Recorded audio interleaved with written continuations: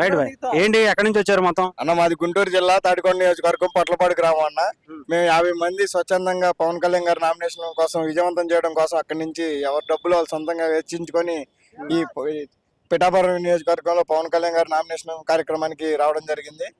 ఇక్కడ వచ్చిన తర్వాత పిఠాపురంలో మేము అందరం అక్కడ ఉండి రోజు గెలుస్తాడా లేదా అన్నట్టుగా అందరం అనుకున్నాము. కానీ ఇక్కడికి వచ్చినాక జన సముద్రాన్ని చూసి 1,00,000 మెజార్టీ పక్కా అని మేము అందరం కూడా తెలియజేస్తా ఉన్నాము. ఇక్కడ పవన్ కళ్యాణ్ గారికి వార్ వన్ సైడ్ గా జరుగుతుంది అని చెప్పేసి మేము అందరం కూడా ధీమా వ్యక్తం చేస్తా ఉన్నాం. అంటే ఇక్కడ ఎలా అనిపించింది? 1,00,000 మెజారిటీ అప్పటిదాకా టీవీలో చూసావు, ఈ 1,00,000 మెజారిటీ ఇక్కడ కనిపించింది సార్. జన సముద్రంగా ఉంది. 1,00,000 మెజార్టీ వార్ వన్ సైడ్. డిపాజిట్లు కూడా రాకుండా వైసీపీకి గల్లంతు చేసే అట్టట్టు జనసేన వాళ్ళందరూ కూడా ఏకదాటి మీద నడుస్తారని మేము అందరం కూడా ధీమా వ్యక్తం చేస్తున్నాం. అదేనా ఇక్కడ ముద్రగడ గానీ వీళ్ళందరూ వచ్చి ఇక్కడ ప్రచారం చేస్తున్నారు వైసీపీ తరఫున. ఎలా ఉంటది అంటారు మరి వాళ్ళకి?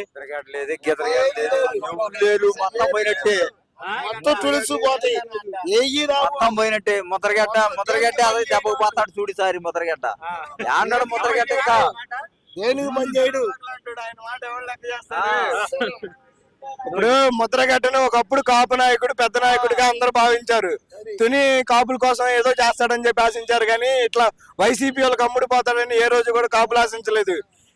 కాబట్టి కాపులకి ఏకైక నాయకుడు పవన్ కళ్యాణ్ గారు ఒక్కడే న్యాయం చేయగలుగుతారని చెప్పి మేము అందరం కూడా నమ్మి పవన్ కళ్యాణ్ గారు వెంట నడవడానికి మేము అందరం కూడా సిద్ధంగా ఉన్నాం.